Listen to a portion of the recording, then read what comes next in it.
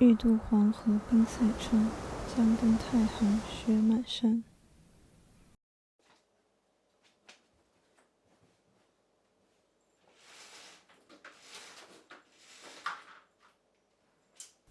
Integrating is hard.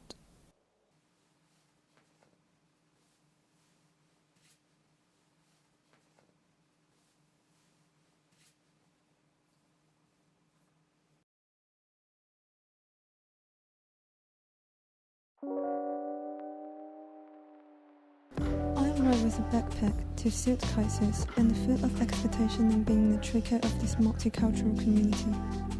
Sitting in a cafe with people from different backgrounds on a rainy afternoon, listening to stories from different parts of the world, sharing views, discovering, exploring, reading, wondering, I try to tiptoe to touch my original imagination.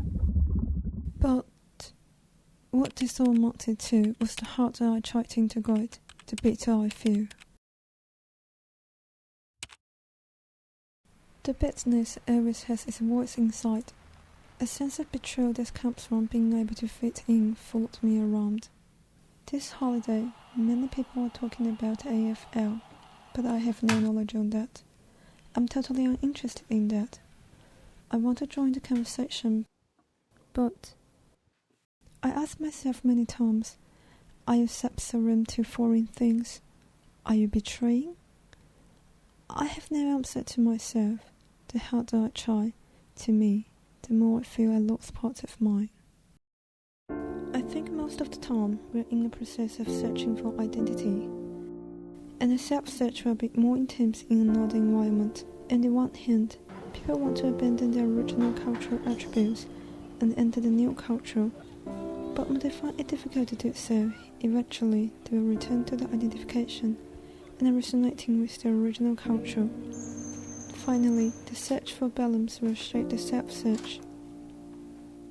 One sleepless night, I couldn't fall asleep. I looked out of the window at the moon, and before my bed is a pool of moonlight. I found myself drowned in a drifty feeling. At that moment, some Chinese poem invaded my head, and I can't drive them away. I got out of bed and wrote them down on papers. The last time I did so was in my high school. At that moment, in this place, I connected to those distant words, to the emotion in those poems strongly, even stronger than I read those in China. In this 10 square meter small room, I want to build my own Chinatown. All the being undoing, expensive, glittering, vocal, evaporated, and one shrunk with a sense of loneliness and loss, to being oneself, a wedge-shaped core of darkness, something invisible to others. For all my sense of having discovered that I failed to become a trickle, but an isolated island.